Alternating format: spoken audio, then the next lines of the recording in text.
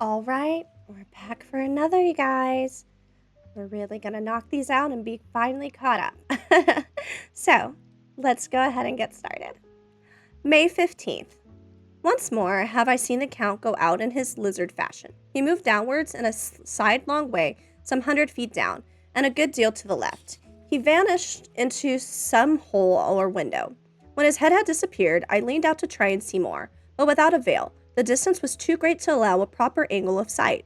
I knew he had left the castle now, and thought to use the opportunity to explore more than I had dared to do so as yet. I went back to the room and, taking a lamp, tried all the doors. They were all new, but I went down to the stone stairs to the hall where I had entered originally.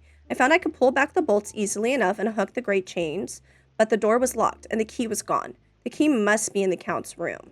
I must watch should his door be unlocked, so that I may get in and escape. I went on to make a thorough examination of the various stairs and passages and to try the doors that opened from them. One or two small rooms near the hall were open, but there was nothing to see in them except old furniture, dusty with age and moth-eaten.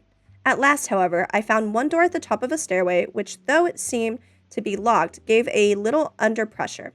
I tried it harder and found that it was not really locked, that the resistance came from the fact that the hinges had fallen somewhat, and the heavy door rested on the floor.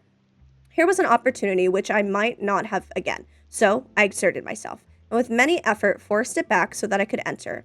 I was now in a wing of the castle further to the right than the room I knew, and a story lower down. From the windows I could see that the suite of rooms lay along the south of the castle, the windows of the end room looking out both west and south. On the latter side, as well as the former, there was a great precipice. The castle was built on the corner of a very great rock, so that on three sides it was quite impregnable.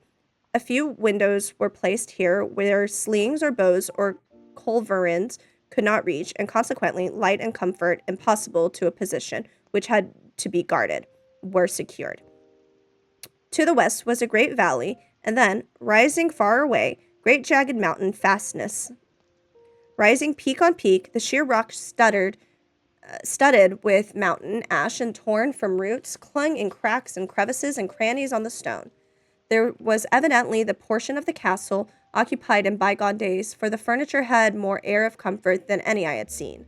The windows were curtainless, and the yellow moonlight flooding in through the diamond panes enabled one to see every color, whilst it softened the wealth of dust, which lay over all the disguised, in some measure, the ravages of time and the moth.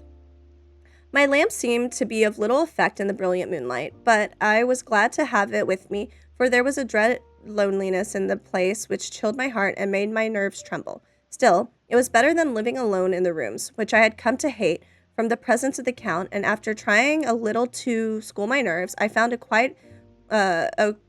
soft quietude come over me. Here I am, sitting at a little oak table where in old times possibly some fair lady sat to pen, with much thought and many blushes, her ill-spent love letters and writings in my diary in the shorthand, all that had happened since I closed it last. It is 19th century up to date with a vengeance, and yet, unless my senses deceive me, the old centuries had and have powers of their own which mere modernity could not kill. Okay, so he's made his way through the castle, found a little cozy wozy spot. We will end it there. And then pick it up on the next day. Thank you for joining me again. Love you. Have a good one. Bye.